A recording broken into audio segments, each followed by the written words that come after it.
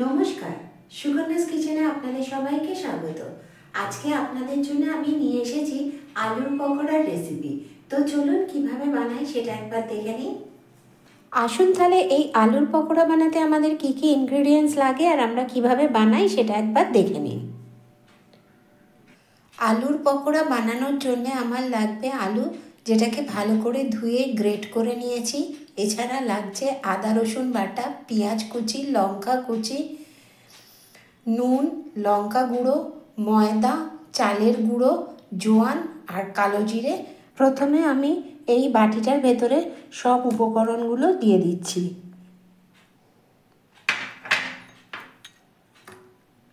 সবগুলো দিয়ে খুব ভালো করে মেখে নেব।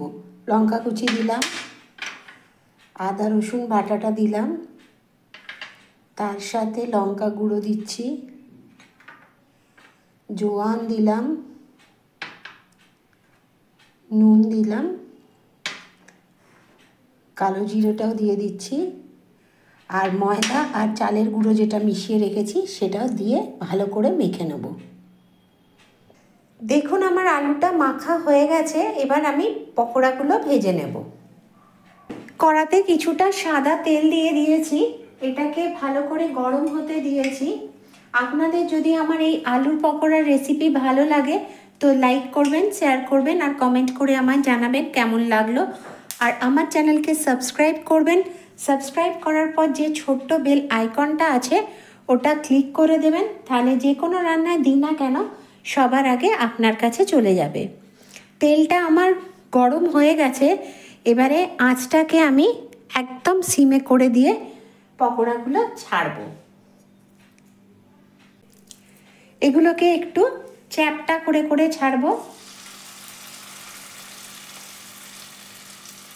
এই সময় আঁচটা কিন্তু একদম সিমে থাকবে, তাহলে ভেতরটাও খুব ভালো করে হবে, নাহলে ওপরটা হয়ে যাবে আর ভেতরটা কাঁচা থাকবে।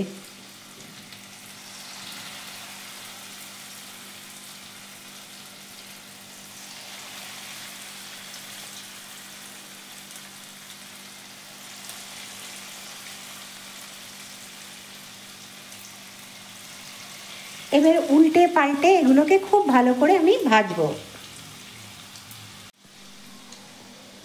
আঁচটা কিন্তু আমার সিমেই আছে। আমি এপিঠটা করেছি, এবার ওপিঠটা উল্টে দিচ্ছি।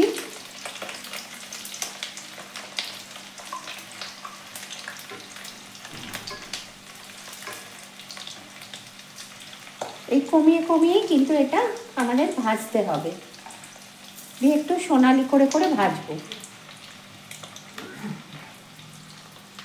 এগুলো আমার ভাজা হয়ে গেছে, আমি নামিয়ে ফেলছি, দিয়ে বাকিগুলো ভেজে নেব। আলুর পকোড়া আমার রেডি। গরম গরম পরিবেশন করুন সসের সাথে।